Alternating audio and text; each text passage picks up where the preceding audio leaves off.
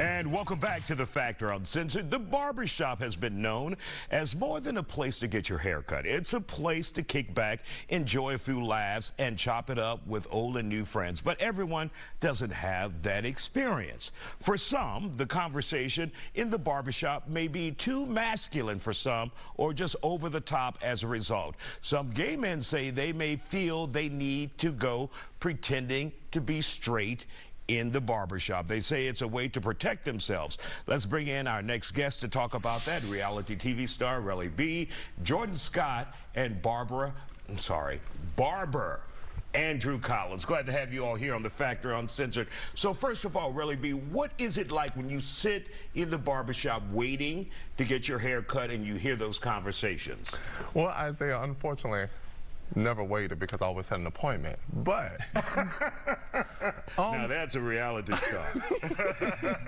No, but I would take my time and just like, I would just be like, at one point, but then after I realized I pay my own bills. Right. So once I realized, oh, I pay my own bills, hey everybody, how y'all doing? But it was nerve-wracking, like whenever you were trying to like really discover yourself, figure out who you are, and just try to come to terms with yourself. So in that point, you hear this word, that word, this derogatory term, it'll make you more shelled in because you didn't want to go against what they were saying, the masses at that point. Jordan, what did you hear, if anything, that bothered you in the barbershop?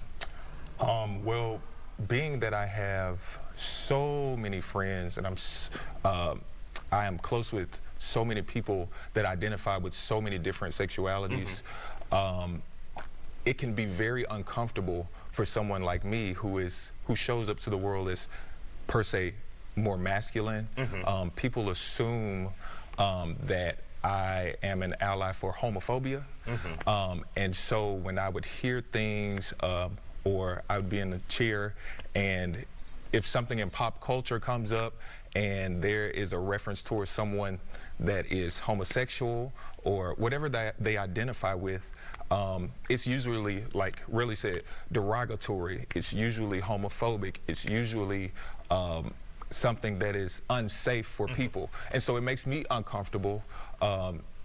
It makes me feel like... Do you ever say anything? Do you ever say, look, or you just...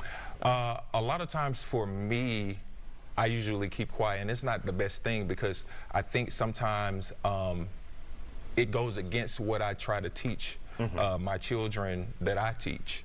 I try to make all of my children that I teach feel safe in the classroom. Everyone is welcome. Everyone could come to me and talk. Whatever the nationality, the sexual orientation, whatever it is, they can feel safe. And so sometimes in the barbershop, when there is an overdrive of masculinity, sometimes your voice can get lost. Sometimes you want to speak out, but there's so much aggression. There may be so much of an opinion that is against yours, it gets lost in translation. And Andrew, is there room for individuals like Jordan to speak out and say, look, I don't want to hear that here in the barbershop as a barber? Speaking from a barber and an owner and an artist, there's always room for individuals and individuality. I personally, as a humanitarian, a professional, as an artist, like to provide a safe space at District Barbershop at HTX. Every person has a space and has room to get service. I provide a very upscale service, a safe environment, and a homely environment for everyone to come by and feel comfortable. Do you think if someone like Relly or Jordan said something, would you come to and defend them like, yeah, we want to be this kind of barbershop where people don't feel uncomfortable?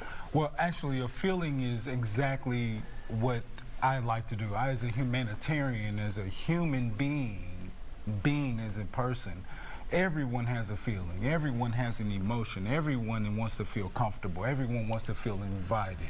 As a business owner, as an artist, all walks of life are always invited to where I need to be and where they need to be or where they would like to be. It's all about my professionalism. It's all about the individual's atmosphere. Atmosphere is extremely important all walks of life, all cultures are always welcome as a professional. And really quick, Rolly B, do you think we're getting there, or we still have a lot of work to do in reality? We're actually getting there because me and Jordan know each other from the barbershop. Our barber's name is Howard, and Howard cuts our hair, and we've actually bonded and talked and exchanged numbers through our barber. So we are actually progressing very fast. We want to thank you for joining us here on The Factor Uncensored.